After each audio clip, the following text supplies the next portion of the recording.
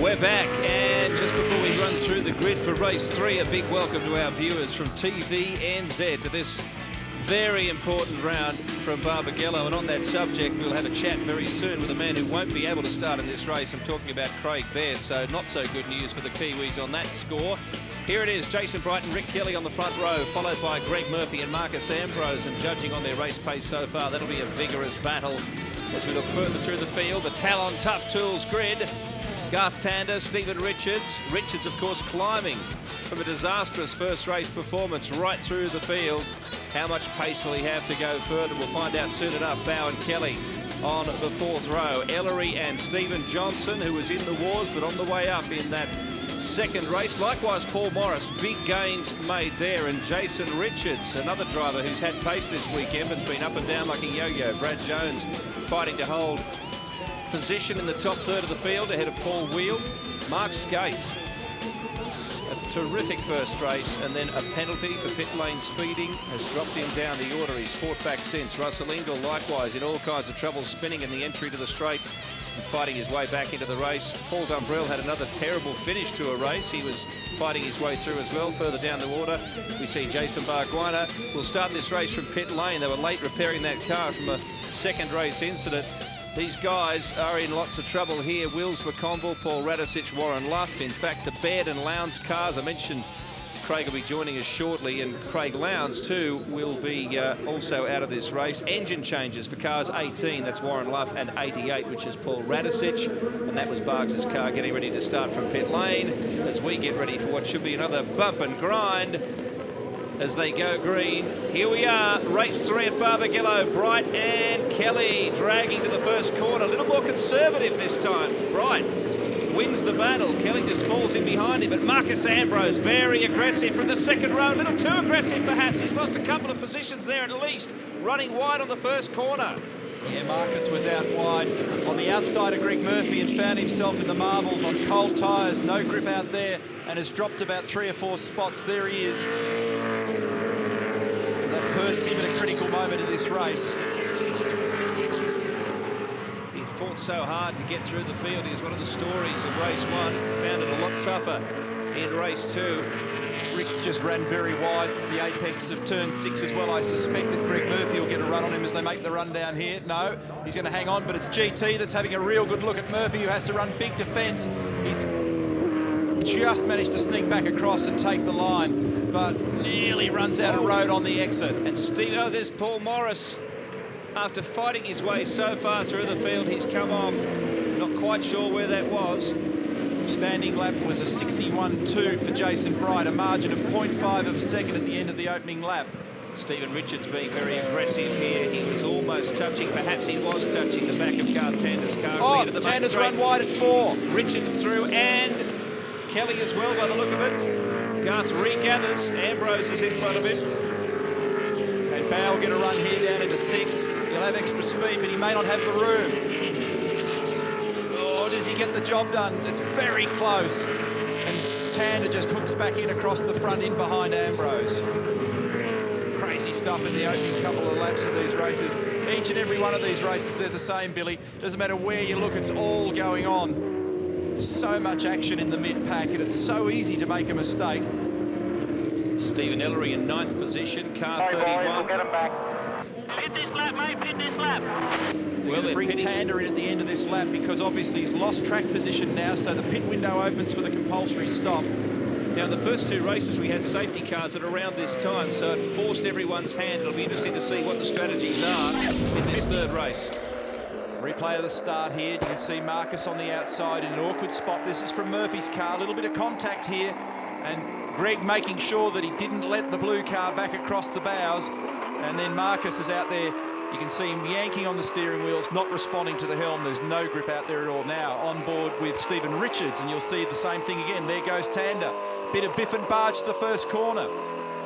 How do you like your V8 supercar racing? Fast and hard into the first corner. 57.2 was the standing lap time, should I say first flying lap time for Rick Kelly. And now cars begin to peel in for the compulsory stop. Well, this is a much more varied situation than we saw in the first couple of races. It looks like about half the field is peeling in. 56.8 for Bridie, so quick very quick early, and Rusty's down there on the spot. This will be Garth Tander's stop. We'll see how he goes. Brad Jones filing in behind Russell Ingall as well, so it's tight down here, but not as bad as that previous race. Not a bad stop from Tander's crew.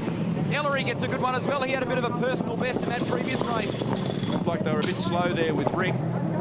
He's out in front of Stephen. Right, wide. Daryl. Yeah, Russell Ingall's had a bit of a slow stop here, and there's a freight train coming down pit lane, so he's been jumped in the pit, so Russell deserved another bad blow there in pit lane. Comes out behind Brad Jones. Yeah, he sat there forever.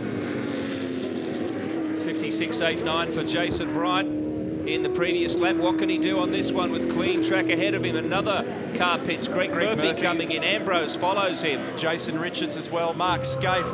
And we've got somebody turned around at the entrance to the pit area. That'd be Murphy. No, it's Murphy. Murphy, it is. Murphy's turned it around under brakes. Oh, heavy approach braking to the chicane that gets you into the pit lane. Was that Junior Johnson or Warren Love coming in there behind him? Had to brake very hard to take evasive action. 56.6 for Jason Bright in clear air. He's going berserk, and Murphy's disappointed with himself. He's gone down there. He's come off the race line. Here's the replay from the in-car shot. He's come down here, leapt on the brake, see all the sand and dirt. There's no grip there. She's crossed up.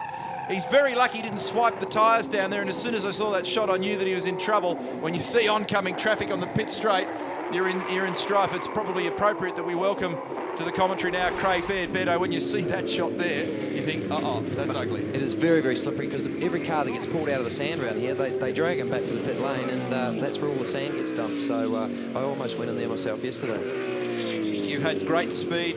Again, at different times over the course of the weekend. You got a little bit trapped with that safety car situation, but ultimately ending in tears in the second race.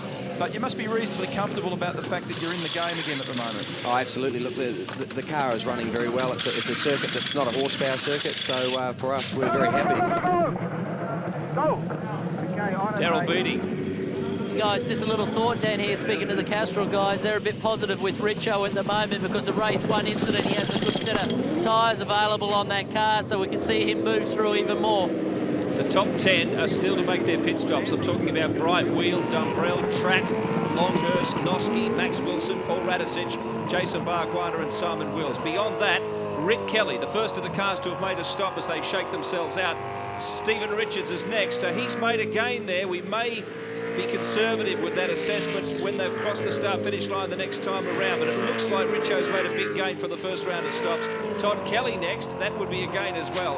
Then Ambrose, Bow, Tander, Scaife, top 17 ahead of Ellery, Morris and Stephen Johnson. We're looking here at Todd Kelly. There was a steward's inquiry following race one yesterday regarding Todd and an incident with Craig Lowndes. Deliberations overnight and earlier today, and the stewards have ultimately found that Todd was guilty, but they haven't imposed a penalty as they regarded the incident as relatively minor. Well, as they cross the start-finish line again, you would have seen there Richo was behind Todd Kelly, so he's in 9th position, effectively 3rd when you take into account the pit stops. And Toddler with a 56.20, fastest lap of the race so far on the tyres that he just put on. So it means he's got pretty good rubber to be able to do that. He's kept a good set until last. That's very quick, and I think further lowers the official lap record at this track. Bright will pit this lap. Still a noticeable bump under brakes down there into 6, Craig, and you can just see a little porpoising in the nose of Richo's car on the way down there then. Yeah, absolutely. The difference is, though, on the Surfer, Cromley, the Surfer's has got so much grip. It's just so enjoyable to drive. It's not the battle for the tyre like we used to have. Yeah, well, you had to drive. It was almost as though you were driving in the wet here in years gone by. And it's obviously encouraging everybody, Beardo, to have a real go. You can have a real go because the car has so much grip under brakes, and the only problem is, once again, you get off that line with the sand still floating around the place, so that certainly makes a difference for us. Word is that Jason Bright will come in now this lap. 10.5 seconds the margin between Bright and Dumbrell. Here comes Brighty. Watch your speed, mate. Watch your speed. Greg Rust is going to be Johnny on the spot down there. We've got a clear entry. Get yourself over nice and early. Line yourself up with a fork. Pull up on me. That area that you just saw where Murphy went off and Jason just negotiated is where the white line where you engage the 40Ks has been brought back 10 metres. Greg. It was a fast but clear entry for Jason Bright. I've had a quick look at the rubber they're going to throw on this car, and those grooves or depth gauges on them, they do look strong. So Go. strong set of tyres on for Bright, and he leaves pit lane. Good stop. Yeah, Rick Kelly's coming down the straight here. This will be interesting. With Bridie exiting, Rick will beat him to the first corner. I tell you, it looked like a pretty efficient stop too. This sets up a very interesting battle. So once again, the blowtorch will go back onto Rick. And Todd is just behind Jason, so he's in a Kelly sandwich here, Jason Bright, but the car speed's been good, so I think we might be in for a great little battle here. Little gap there between Rick and Jason. Todd right behind him. Then there's another further gap of nearly 2 seconds to Stephen Richards. That'll be something to watch to see how much car speed he's carrying. Marcus Ambrose is right up behind Richo. So is John Bow. There's a group of 4 cars there when you throw in Garth Tander. They're all very close together. So far, 56.63, so you'll have his measure, mate. It's just about being patient at the moment. Instructions there to Jason Bright. Phil Keed. So they know, they can see exactly where they're at with the computer timing. They know what their own car's capable of, and they're just saying, pace yourself. Long way to go. Still about tyre management, even though there's more grip and even though the tyres aren't chewing up here like they did in previous years, still need to make sure when you get to the end of it that you've got the grip required to fight as necessary. And really that was what cost Rick in the last race. You know, he got right to the very end of the thing, and there at turn 4 he just bowled a wide and didn't quite have the grip. Maybe he was a bit ambitious in there, who knows, but he ended up running wide, and that gave it to this man here. Watching these cars, because they have made their pit stops, about 10 seconds further afield we have Trat Dumbrell and Simon Wills, who are yet to make their stops. They're really the cars leading this race, but of course this is where the focal point is. The Zinger replay now. Yeah, and Jason came from a fair way out, but Rick left a lot of room, but was quite wise in doing so because he was able to do a crisscross move. He came back up the inside. They got a few thou apart there on pit straight, but they didn't make contact, and they resumed as they were, although it has also invited Todd now into the party as well, and he's very close here on the exit of turn 2. So 1 lap later, here we are, and the margin at the moment, very tight between these guys. This is for the effective lead of the race. And Stephen Richards hunting them down. The margin 1.34 seconds now between he and the top 3. Don't forget Simon Wills. I mentioned before we went to the break that a couple of those top guys were looking to pit soon, and they did. Trat and Dumbrell, so Wills is now the only guy doing a Craig Baird out in front of the field. Yeah, mate, it almost became a mistake yesterday. I was just hoping for rain again. Yeah, we thought that may have been the case. Greg? Neil just walked out of the PWR pit bunker a moment ago, had a word to Phil Keed. He said that those tyres that went onto Jason Bright's car, and we should bear in mind that he pitted later than both Rick and Todd Kelly, the tyres that went onto car 50 had plenty of meat on them. He said they're the best in their set that they had. So Bright in good shape. Yeah, you can see that by the body language in that car at the moment. He's able to monster Rick. There's a bit of pressure building here because the top half dozen cars are gradually, slowly but surely turning into one long chain of V8 supercars. Ambient temperature at the moment is 21, track's 23, and the sun's disappearing in and out of cloud cover at the moment, and that will vary the track condition and the available grip. It's all hypothetical, but had Jason been able to make that pass stick a couple of laps ago, he might have just been able to pinch a bit of a break here, but Rick seems to be holding him up, and therefore everyone's catching up. Little touch. Look at Craig, Richo. as you well know, what happens when you're in this position like Jason at the moment, you tend to use the car up a bit more, don't you? You tend to be a bit greedier with the throttle because you get anxious. As we look at Craig Lowndes, hey mate, he's the serial pest in this commentary box. We had to get security to keep him out here for the 3rd race. Look at this, Rick Kelly just in front of Bright, is just in front of Todd Kelly. Richo's joined in, Ambrose is there, John Bow's there, Garth Tander's there. The top, well, effectively the top 7, but remember, Simon Wills is still out there circulating, not having done a pit stop, 7 seconds ahead of the fleet. Yeah, we're just talking about that situation where you're the follower and you've got a bit of car speed, Beardo. It's very easy to get a bit too aggressive and suddenly burn the edge off those tyres, and then, you know, what you thought was an advantage can pretty quickly turn the other way. Yeah, absolutely. You're over eager to get on the throttle. Oh, That's a big go there. Big go, but he made room at the critical moment. That looked as though it was going to get ugly for a moment, but it didn't. So good move from Jason Bright, and I think he'll skip away now. This has been the pattern in the races so far this weekend with Ricky's cars just at about this point in the race gone off ever so slightly, and it's just hurt. But look at this pack brewing up behind. I think one of the guys that's really coming through here is Stevie Richards, bearing in mind he started off the back of the grid in race 2, and as we spoke about before, he's got a good set of tyres on board, so I think he might be one to watch here. Well, how aggressive will Richo be? He's been in a good position up until this round where he finished with no points in race 1, so he needs to attack. Don't forget MotoGP tonight. I mentioned earlier on RPM what a massive weekend of motorsport it is. Formula 1 in the early hours from Montreal, but MotoGP on your home of motorsport before Formula 1. Check your guides for details, of course. It'll be right after sports tonight. The other bloke that's on fire at the moment is Scaife in 9th. He just did a mid-64 on the last lap. He's about half a second quicker than this bunch here. Because he's in relatively clean air, you just had a glimpse of him in the background. When he gets onto the back of them, it'll get tougher, but at the moment he's making ground. And as Billy mentioned, round 8 Formula 1 tonight from Montreal, where Ralph Schumacher has pole position for Williams BMW, and Jenson Button just a whisker behind the BAR Honda. Riding with Richo. Scrolling through the grid for you there in Formula 1 just to keep you posted. Of course, the big news is Michael Schumacher not on the front row. Christian Klein in the top 10. Mark Webber 14th. Right, he's just lowered the lap record again of 56.1 on the last lap. That's pretty speedy at this point in the race, and once he was released and had clear air, he was able to use that car. And if the pattern remains the same in this race as we've seen in the previous races, he's continued to get quicker as the race has unfolded, which is a very unusual characteristic. Normally, your tyres will just gradually step down in their grip level incrementally, and you usually get your best performance about 4 or 5 laps in when the temperature and pressures come up right. They'll have to do something about this. What can Todd Kelly do? What can Stephen Richards do? Jason Bright right now, it's early, but he is getting away with it. Back further in the field, Paul Morris ahead of Paul Wheel. This is 11th and 12th. Wheel putting a little bit of pressure on.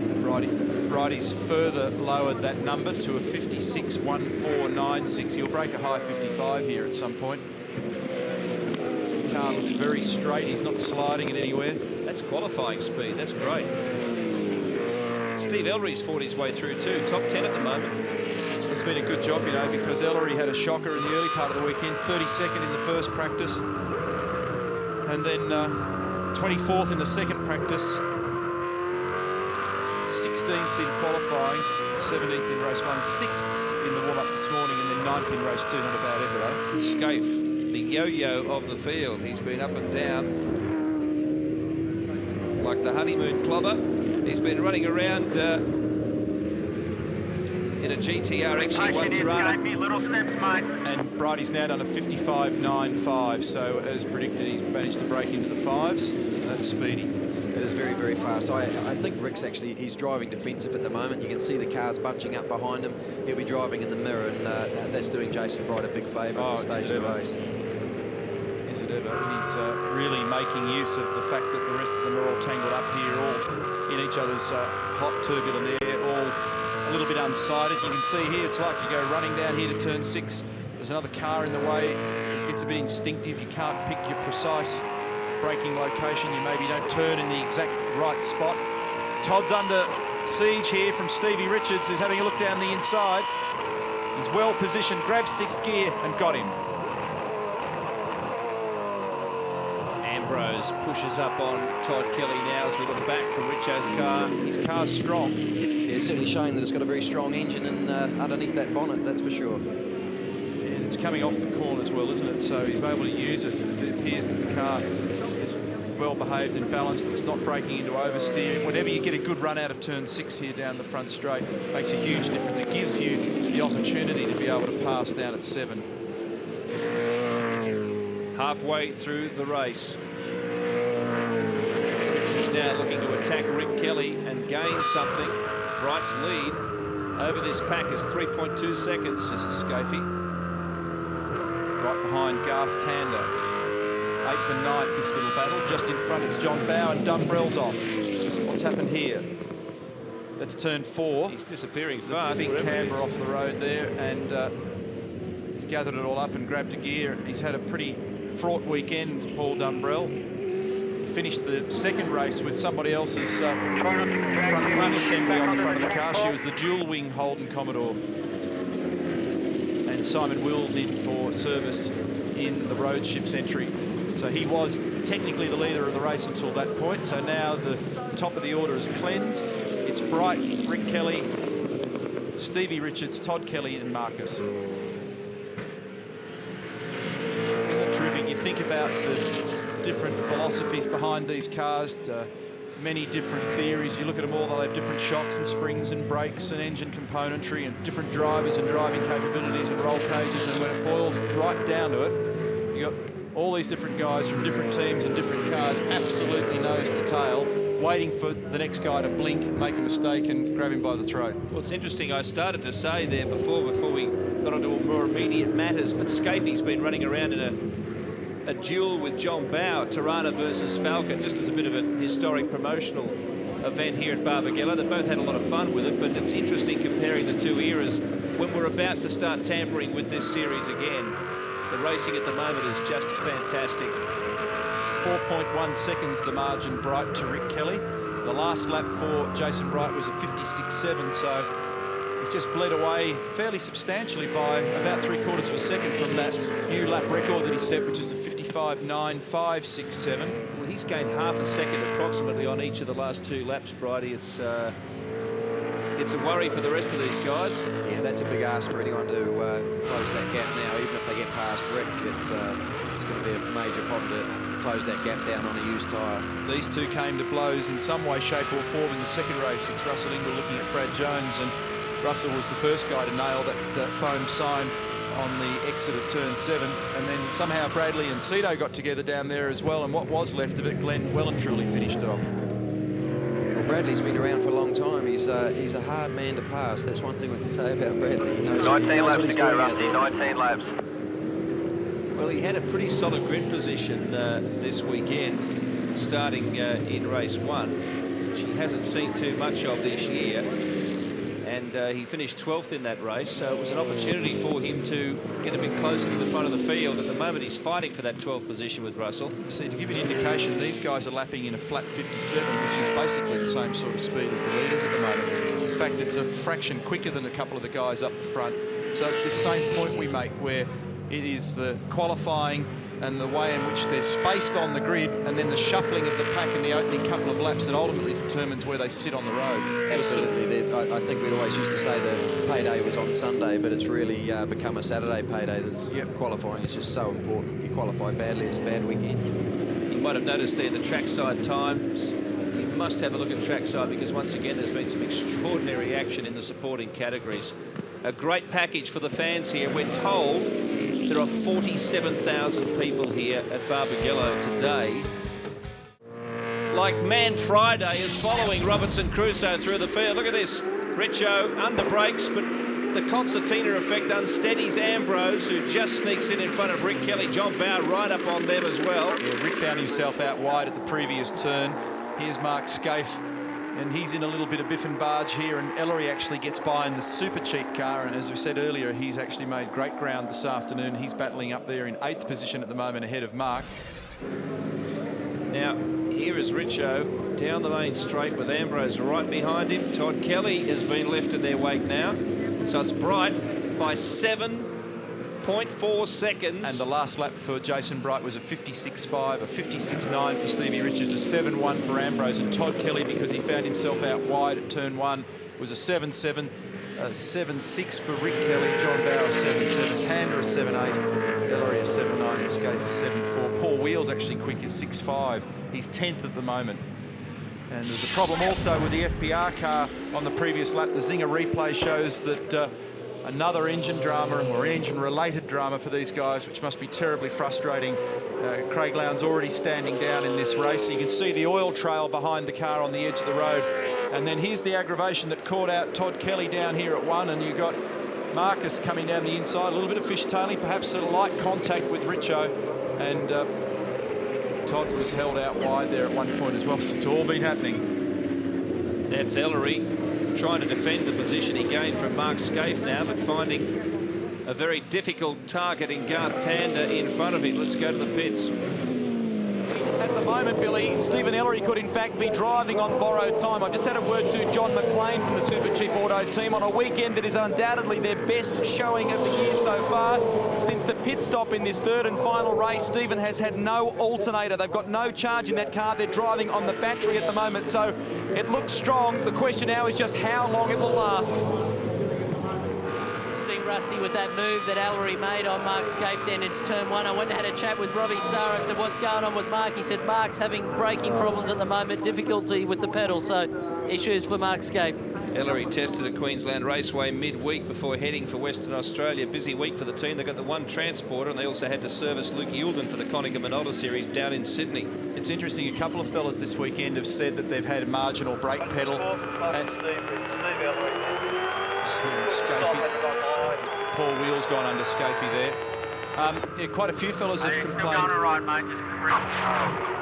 about their brake pedal, and because the grip's up and they're asking more of the brake system, it's raising a curious question. And quite a lot of people in the pit paddock at the moment are openly defying the logic of reducing the braking performance on the cars in this mooted rule change, because some people feel that they're already marginal, and by making the cars use a less efficient or a smaller brake rotor, or whatever is going to ultimately be decided, could actually put the cars back onto a bit of an edge with their braking. Ellery perhaps looking to put the crisscross on Tander there, but Paul Wheel in the meantime managed to slip up and get through Ellery. So Bow is now giving a nudge to Garth. This is a very close battle. I'm seeing real pressure motor racing here, Bill. This is the stuff where, you know, the cars are so evenly matched. People are pushing so hard, looking for managing their steering, braking and throttle control in tiny fractions of percentages, trying to find a little gain. And then they're pros. They know how to rattle the other guy. And, of course, the guy being pressured knows how to resist it in most cases. So it's really fascinating to see how it unfolds. You know, you can get someone tapping away on the back, and look at now Wheelie coming up. I said before he was in the mid-56s and quicker than this pack, and he's demonstrating it. And when you're in the car, it doesn't take much of a tap on the rear of it to completely unseat it. Don't forget V8 Superstars, Monday the 14th of June. Tickets still on sale if you want to come by. The big chance that there could be some lively debate. Just call box here in Perth. On board again with Mark Scaife. Bird's eye view of all the aggravation. Another driver to watch, or we'll keep an eye on for you, is Greg Murphy. He's 17th. He's just lost a position, actually, but he's on 144 championship points, and it's a salvage operation for him. He's right up there in the battle for the title. He's made some great saves this year, and he's on that track again as we look at this. I bet he's going to kick his own backside when he gets out, though. Oh, look at Bowie. A little bit of contact there. He's up the inside, though. He's best positioned here for turn 7. He's been worrying Rick for lap after lap, and now he looks like he might be up to P5. Bowers through. Can Rick cross back like he did a couple of laps ago? John was able to slow the car up enough at the apex to hold a decent exit line, and Rick couldn't get back down the inside. And Wheels sniffing around in lock up there from Bow, was it? Yep. And he's let Rick back through. In fact, he's struggling to stay on the track. Oh! All that hard work. And then 1, 2, 3, 4, possibly 4 cars gets through on him. He will also be kicking his own backside pretty hard when he gets out of the car. That is one of the problems around here. You get out wide on that sand, there's just no coming back. You've just got to slow the car down, get it turned and sort of resurrect the problem. But yeah, Bowie certainly lost a few places there. Well, it was good while it lasted anyway. Jason Bright by 7.88 seconds. I see, Scaife was very close to hang on to that thing then as well. He had the rear brakes locked as he made a run down towards turn 6 behind Steve Ellery, and he skated her in there like a sprint car and just gathered it up. Would have probably been a bit more exciting from the driver's point of view. You're looking at positions 6 through 10 here, incidentally. Rick Kelly at the front of this group. Up ahead of him is Todd in 4th place. Right, he's just done a 56.1, believe it or not. A 56.1 on lap 34 with an 8.2 second margin. That is fast. Let's hear from the pits. Yeah, it's been interesting watching Mark Scaife down the exit of pit lane here into one, like you said, Neil. He's been locking the rears constantly, lap after lap. I don't know if he's adjusted that bias away from the front or not with these problems, but he's come close to contact with Ellery a few times. Well, you mentioned before that there's a brake drama there, so if the front brakes are overheating, they're less efficient, and which makes the rears have a bigger say over the argument, and obviously he's right on his braking limit at the moment, and the thing's just skating in on the rear brake in a couple of spots, and he'll have to be careful. If he gets it too wound sideways, he won't get it back. Here comes wheel, here comes bow. Two things to watch here. Fastest lap of the race again for Jason Bright, 55.9440, further lowering the lap record on lap 35 of a 42-lap race. Here comes bow again. 2 laps to run in this motor race. 8.8 seconds the margin, Bright to Richards. 56.8 the last lap for Bright. 56.2 for Stephen Richards, found a bit of pace. Ambrose with a 6.4. I'm still impressed by these times so late in the race. So this tyre, the Dunlop Control tyre in the category, just seems to be ideally matched to this brand new surface on this track. And as it rubbers up, as you can see, the dark, heavy lines appearing on the race line, and as the fuel burns off at the rate of about 1.5 litres per lap here, which means the car lightens off to a number of around a kilo a lap or thereabouts. So Brighty's car is going to be near enough to 40-odd kilos lighter now than it was when he started, and he's putting it to great effect. Here's Todd Kelly, and he's in 10th position. His team boss is in 9th. He's 2.5 seconds behind the 9th placed Mark Scaife, his teammate. Looks to have Stephen Johnson covered in 11th. Jono's Junior's just cresting the rise there, and he's about 2 seconds behind. Actually, probably less than that by the look of it now. And behind him, Bradley Jones, Russell Ingall, also trying to salvage some points for the weekend. 120 he's heading for. But that's 70 lost to Jason Bright, who is in great shape at the pointy end of this field. Nearly 9 seconds in front. There he is, and getting very close to a victory now.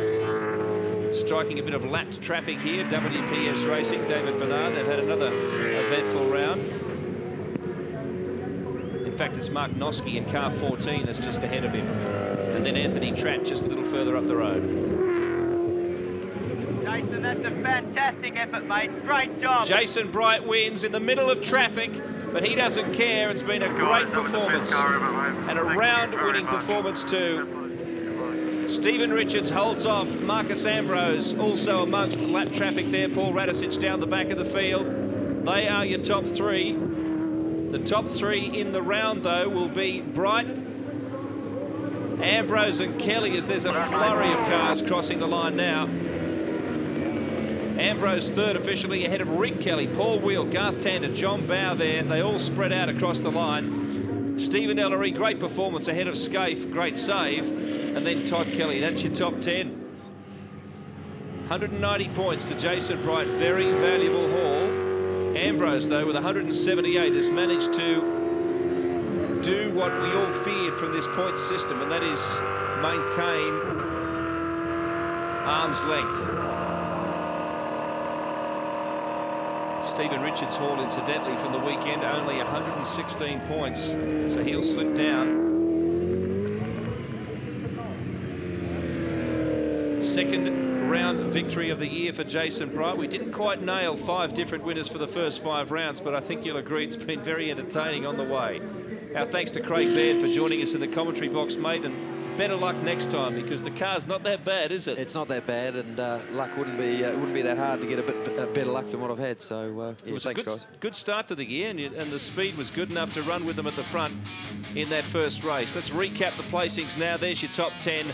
From Jason Bright down to Todd Kelly, and in that top 10 we've seen some wonderful dicing and so many positional changes across the 3 races this weekend. In fact, right through the field as we look at Stephen Johnson, Brad Jones heading the next group of drivers, Russell Ingall a little unlucky, but there have been plenty of hard luck stories this weekend. Tony Longhurst in the top 20. He'd be a lot happier with that result than he was in the first 4 rounds. Let's go back to the pits. Well, he won in Pukekohe, and he's done it again at Barbagallo in Perth. How's that feel? Oh, it's great, mate. That was the best car I've ever had in V8 Supercars, and full credit to the guys in the team. You know, they haven't done anything wrong all weekend. It's been a faultless weekend. It's just a shame we didn't do it in Darwin. Tyre management strategy must have been quite strong. They look good going on to that after that final pit stop in race 3. It was a good set. The tyres, the last 4 race meetings have just been fantastic. You know, the car's just looking after the tyres. You know, the tyres we came into this race with was still in good condition, and it just looked after its tyres all race. I mean, there's just you know, full credit to the guys in the team. Well done, Jason. Have an awesome run in Queensland. Thanks, Greg.